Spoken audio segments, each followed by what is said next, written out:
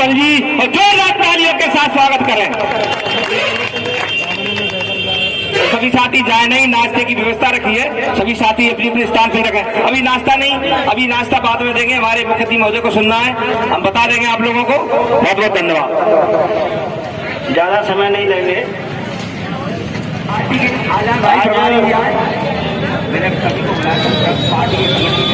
लोकसभा चुनाव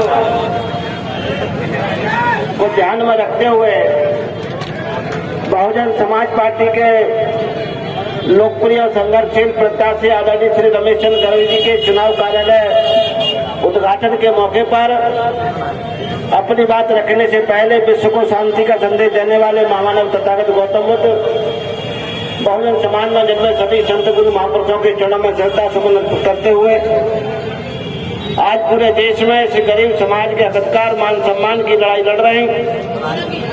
बहन बेटियों के जागरूक बचाने के लिए संघर्ष कर रही हूँ। उत्तर प्रदेश की 4 बार लोकप्रिय मुख्यमंत्री रही बहुजन समाज पार्टी की राष्ट्रीय अध्यक्ष आदरणीय बहन कुमारी मायावती जी की दीर्घायु की कामना करते हुए उनको नमन।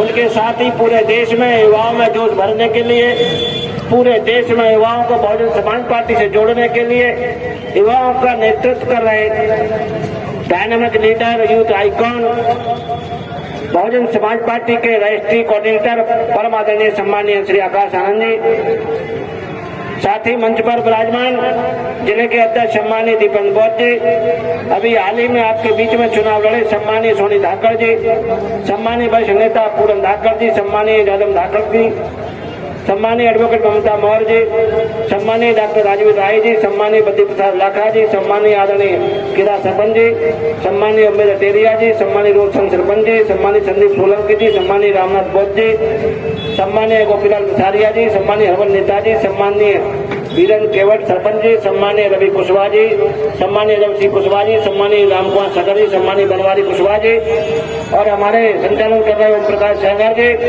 और सभी मंचासीन पदाधिकारी मांगीदार नेता जी और उपस्थित मेरे सभी आदरणीय प्रतापपुर बुजुर्गों, नौजवान साथियों, पार्टी के कर्मठ कार्यकर्ता साथियों और साथ ही आज जिस जोश और उमंग के साथ व्यापारी भाई है, तो आप सभी का तहे दिल से हार्दिक स्वागत अभिनंदन करते हुए आप सभी को मेरा सादर जय भीम। साथियों, आपने सभी की बातों को सुना और खासकर आपने अपने लोकप्रिय संघर्षशील विचारों और सभी गरीब समाज के भले करने वाले बहुजन समाज पार्टी के प्रत्याशी आदरणीय श्री रमेश गर्ग जी को सुना, उनकी नीतियों को सुना, उनके भविष्य में विकास की योजनाओं को सुना और आपने महसूस किया होगा कि भारतीय जनता पार्टी कांग्रेस के पास जो प्रत्याशी चुनाव लड़ रहे हैं, अगर नीतियों की बात की जाए, योजनाओं की बात की जाए, आपके कुछ भले की बात की जाए या आने वाली पीढ़ी के भले की बात की जाए, तो उनके पास अपने पुरखों की कोई भी ऐसी बात योजनाएं नहीं होंगी जो हमारे काम की और हमारे भले की होंगी। साथियों, आप लोग हमेशा से जब जब चुनाव आता है किसी न किसी बहाने से ठगे जाते हो। कोई संविधान को बचाने के नाम पर ठगता है तो कोई संविधान को बदलने के नाम पर भी लोगों को गुमराह करता है। कोई 400 पार का नारा देकर संविधान को बदलने की बात करता है। उनके तमाम नेता लोग आज कह रहे हैं 400 पार ला दो, हम संविधान को बदल देंगे। और इनके साथ ही कांग्रेस पार्टी के लोग कहते हैं कि हमें संविधान को बचाना है, जबकि दोनों एक ही थाली के चट्टे बट्टे हैं, एक सांप नाते नानगत है, दोनों के फनों में जहर है। अगर ये लोग ऐसे नहीं होते तो आज इस देश की कहीं ना कहीं आज गिनती होती। आज इस देश की जो गिनती है, जो व्यवसायी है, जो अर्थशास्त्री है या जो विकास के कामों को जानते हैं, देश की योजना को, नीतियों को जानते हैं, जीएसटी को या इनकी जीडीपी को जानते हैं, उनसे जाके पूछो आज हमारा देश कहाँ संघर्ष कर रहा है। साथियों, इन सारी तमाम बातों को ध्यान में रखते हुए, क्योंकि आप लोगों को अभी 7 तारीख को वोट डालने का मौका मिलेगा और आपको अपने अधिकारों को सूचित करने का मौका मिलेगा। दोनों पार्टियों के जो नेता हैं वो कहीं ना कहीं पूरे लोकसभा में दम भर रहे हैं कि हम लोगों की लड़ाई है, जबकि डर किससे रहे? डर आपके प्रत्याशी श्री रमेश गर्ग से रहे। आज अगर ऐसी बात नहीं होती तो मैं यहाँ के जो ब्राह्मण ब्राह्मण समाज के भाई उनसे भी कहना चाहता हूँ, बहुजन समाज पार्टी ने किसी के सम्मान में कोई कमी नहीं छोड़ी है। बहुजन समाज पार्टी की नीति है सर्वजन हिताय सर्वजन सुखाय, हर समाज को मान सम्मान देने की नीति है। और आपने देखा हो हमारे जिलाध्यक्ष ने बताया कि सोपुर से लेकर अम्बा तक हमने हर समाज को मौका देने का काम किया। उन्होंने बेरोजगारों को ठगने का काम किया है। यहाँ पर उन्होंने शिक्षा नीति खत्म कर दी है और गुंडागर्दी देश में चरम सीमा पर है, इस प्रदेश में चरम सीमा पर है। हर 3 घंटे में एनसीआरबी की रिपोर्ट करती है हमारी बहन बेटियां सुरक्षित नहीं है, कानून व्यवस्था चौपट हो चुकी है। यहाँ पर व्यापार कहीं न कहीं परेशान महसूस कर रहा है। क्यों कर रहा है? क्योंकि भाजपा की जो नीति है कि चंद मुट्ठी भर लोगों के हाथ में इस देश की अर्थव्यवस्था पहुंच जाए, और हमारे हाथ में जब अर्थव्यवस्था पहुंच जाएगी हम जब चाहे जिसका गला दबा सकते हैं और हम अपनी बातों को मनमानी से मना सकते हैं। आप लोगों को भारतीय संविधान आजादी देता है, बाबा साहब ने डॉक्टर भीमराव अम्बेडकर जी ने कानून लिखा है और कानून में हमको क्षमता सुरक्षा बंधुत्व न्याय रहे समान अधिकार मिले हुए हैं। समान हमको अधिकार लेने के लिए हमारे को वोट की ताकत मिली हुई है। ये वोट की ताकत आपको राजा बनाती है, आपको सम्मान दिलाती है, और सम्मान आपके हाथों में है। आप चाहे उनको डाकू लुटेरों के हाथ में दे दो और चाहे अपने भाई श्री रमेश चंद्र गर्ग जी के हाथों में दे दो, फैसला आपको करना है। कोई जोर जबरदस्ती नहीं है, कोई डराने की बात कर रहा है, कोई पूरे मुझ को लूटने की बात कर रहा है। हमारे बीच हमारे कार्यकर्ताओं ने भी कहा है हम आपके साथ कंधे से कंधा मिला के चलना चाहते हैं, लड़ना चाहते हैं। हम कहते ना तो लड़ने की जरूरत है, सिर्फ अपना अपना संकल्प ले लो। जो जहाँ है जिस स्थिति में है, हमारे नातेदार रिश्तेदार यार दोस्त भाई बंधु समाज के लोग जिस भाईचारे के साथ आज सोपुर से लेकर तोरसा तक जुड़ने का काम कर रहे हैं, वो एक बार मन बना ले, क्योंकि आपके बीच में एक बार ऐसा प्रत्याशी आया है जिसकी बुराई आपको पूरे क्षेत्र में 1 इंच नहीं मिलेगी, जिसकी बुराई आपको पूरे क्षेत्र में 1 इंच नहीं मिलेगी। और कांग्रेस भाजपा के लोगों के बारे में पता कर लो तो बुराई से ही उनकी शुरुआत होती है। अब हमें फैसला करना है कि हमें अच्छाई के साथ जाना है या बुराई के साथ जाना है। आप बार बार अच्छाई की बात करते हो तो फिर आपको सोचना नहीं पड़ेगा। हम सिर्फ इतना कहना चाहते हैं, आज के बाद संकल्प ले लो।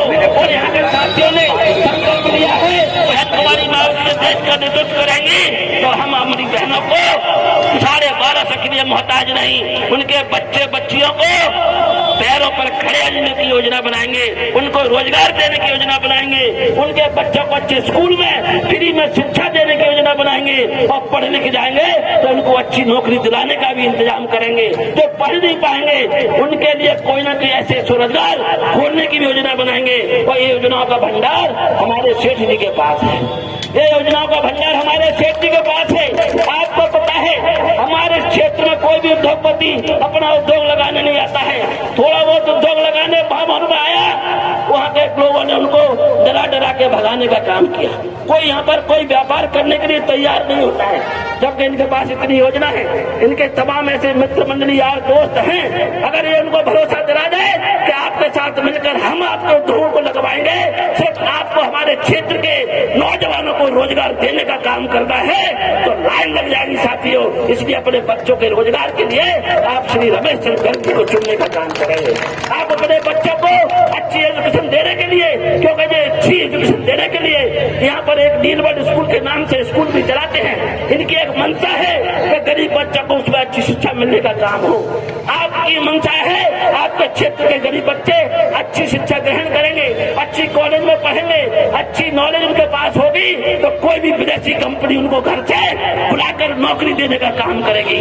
यूपीएससी पीएससी फाइट करेंगे, डॉक्टर इंजीनियर बनेंगे। और भारतीय जनता पार्टी आपके बच्चों को बेरोजगार बनाना चाहती है, वो पकौड़े तलवाना चाहती है, वो चाय बुझवाना चाहती है, हमारी बहन बेटियों की इज्जत सरेआम उठवाना चाहती है। इन सारी चीजों से निजात पानी है तो आप एक बार कमर कस लो। 7 तारीख को हाथी के सामने वाला बटन दबाकर अपने लोकप्रिय संघर्षशील और आपकी जो भी अपनी मनोकामना है उन सबको पूरा करने में सक्षम प्रत्याशी श्री रमेश चंद्र गर्ग जी को हाथी के सामने वाला बटन दबाकर भारी बहुमत से दिल्ली भेजने का काम करेंगे। साथ ही मैं अपील करना चाहूंगा अपने व्यापारी भाइयों से, आपके बीच में आदरणीय बहन कुमारी मायावती जी 28 तारीख को मुरैना में आ रही है। आपसे अपील इसलिए कर रहा हूं कि पूरा लोकसभा श्री रमेश शंकर के साथ कितना है। आपने संकल्प ले लिया 100 से लेकर 100 तक व्यापारी भाई मुरैना के अंदर 50,000 इकट्ठा होगा तो बहुजन समाज पार्टी का कार्यकर्ता 2 लाख इकट्ठा होगा। फिर उसी दिन ऐलान हो जाएगा कि 7 तारीख को चुनाव कौन जीतेगा और कौन हारेगा।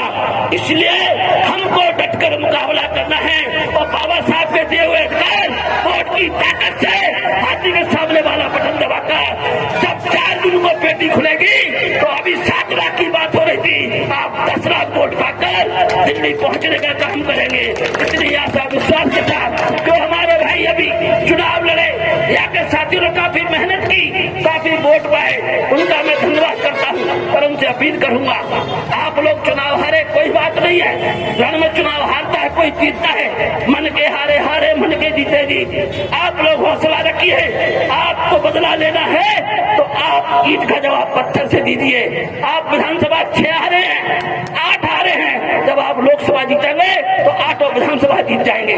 जो भी कमी रह गई इसको हमें सुधार करना है, उसके लिए 2 लाइन कहते मैं अपनी वाणी को विराम देता हूँ। असफलता एक चुनौती है, इसे स्वीकार करो, क्या कमी रह गई देखो और सुधार करो।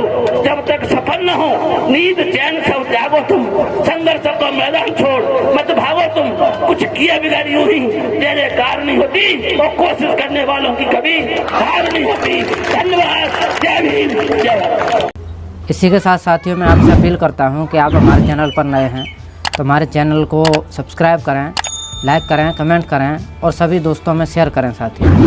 साथियों चैनल को सब्सक्राइब करने के बाद में ऑल नोटिफिकेशन दबाना ना भूलें ताकि आपको हमारे सभी वीडियोज़ की नोटिफिकेशन मिल सके। धन्यवाद साथियों।